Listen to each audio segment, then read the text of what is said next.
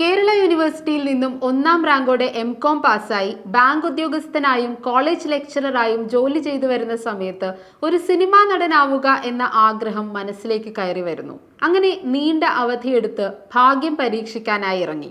1978 അഹല്യ എന്ന സിനിമയിലൂടെ ഒരു ഛായാഗ്രാഹകനായി മലയാള സിനിമയിലേക്ക് എത്തി. പിന്നീട് മറ്റ് നടന്മാർക്ക് വേണ്ടി ചെറിയ സംഭാഷണങ്ങൾ ഡബ് ചെയ്തുകൊണ്ട് സിനിമയിൽ പിടുത്തം വിടാതെ തുടർന്നു. 1984 പുറത്തിറങ്ങിയ ഇന്ത്യയിലെ ആദ്യത്തെ 3D ചിത്രമായ മൈ ഡിയർ കുട്ടിച്ചാത്തനിൽ ക്യാബ്രെ അനൗൺസറായി മലയാള സിനിമയിൽ ക്യാമറയ്ക്ക് മുന്നിലെത്തി. ഇതായിരുന്നു നടൻ ജഗദീഷിന്റെ തുടക്കം. 1992 പുറത്തിറങ്ങിയ വെൽക്കം ടു കൊടൈക്കനാൽ എന്ന സിനിമയിൽ നായകനായി ജഗദീഷ് എത്തി.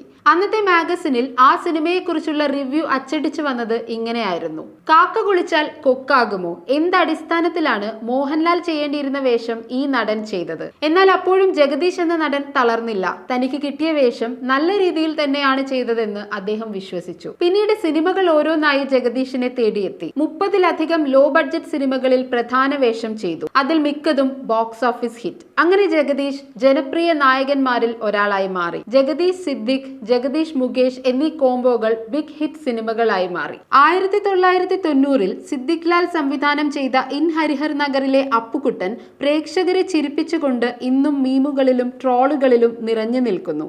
ഇതേ കൂട്ടുകെട്ടിൽ പിറന്ന ഗോഡ് ഫാദറിലെ മായൻകുട്ടി കോമഡി ടൈമിംഗ് കൊണ്ട് പ്രേക്ഷകരെ ഒരുപാട് ചിരിപ്പിച്ച കഥാപാത്രമാണ്. പൊട്ടത്തരങ്ങളുടെ എൻസൈക്ലോപീഡിയയായ അപ്പുക്കുട്ടനായും സൊസൈറ്റി ബാലനായും മലയാളികൾക്ക് ഒരിക്കലും മറക്കാൻ പറ്റാത്ത വന്ദനത്തിലെ സൈക്കിളിൽ പായുന്ന പുരുഷോത്തമൻ നായരായും മായൻകുട്ടിയായും സിംഹവാലൻ മേനോനിലെ ഹരിപ്രസാദായും ഹിറ്റ്ലറിലെ ഹൃദയഭാനുവായും ചിരിപ്പിച്ച ജഗദീഷ് എന്ന നടൻ വർഷങ്ങൾക്കിപ്പുറം കരുത്തുറ്റ സ്വഭാവ വേഷങ്ങളിലൂടെ ഇന്ന് വരെ കാണാത്ത ഒരു അഭിനയ ശൈലിയിലൂടെ കയ്യടി നേടിക്കൊണ്ടിരിക്കുകയാണ്. ഇന്നത്തെ തലമുറ മീമുകളിലും ട്രോളുകളിലും ജഗദീഷ് എന്ന നടൻ ചെയ്ത കോമഡി വേഷങ്ങൾ ഓർത്തെടുക്കുന്നുണ്ടെങ്കിൽ അത് തീർച്ചയായും പ്രായഭേദമന്യേ ആ നടന്റെ കഥാപാത്രങ്ങൾക്ക് കൊടുക്കുന്ന അംഗീകാരം തന്നെയാണ്.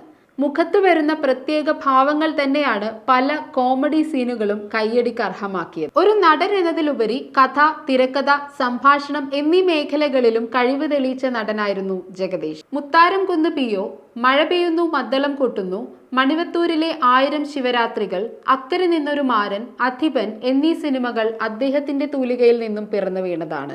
ഏഷ്യാനെറ്റിലെ കോമഡി പ്രോഗ്രാമായ വോഡഫോൺ കോമഡി സ്റ്റാർസിന്റെ ചീഫ് ജഡ്ജായി ടെലിവിഷൻ പ്രോഗ്രാമുകളിലും സജീവമായി.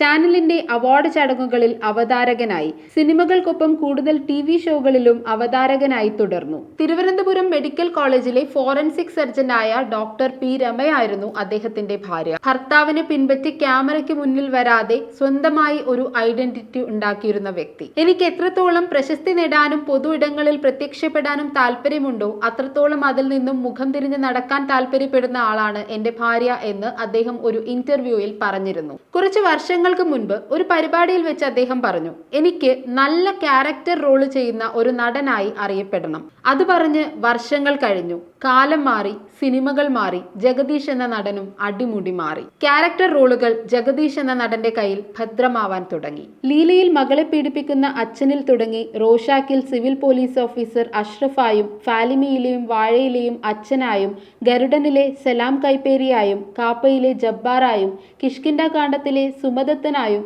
സംഭാഷണങ്ങളെക്കാൾ ശരീരഘടനയും മുഖഭാവവും കൊണ്ട് ജീവിച്ചു തീർത്ത കരുത്തുറ്റ കഥാപാത്രങ്ങൾ ജഗദീഷിനെ തേടിയെത്തിയത് നിരവധിയാണ്.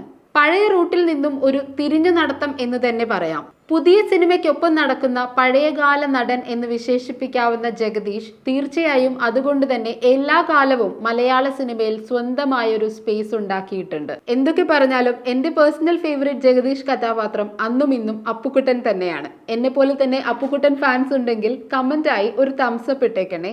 അതുപോലെ തന്നെ നിങ്ങളുടെ ഫേവറേറ്റ് ആയിട്ടുള്ള ജഗദീഷ് കഥാപാത്രം ഏതെന്ന് കൂടെ ഒന്ന് കമന്റ് ചെയ്യണം.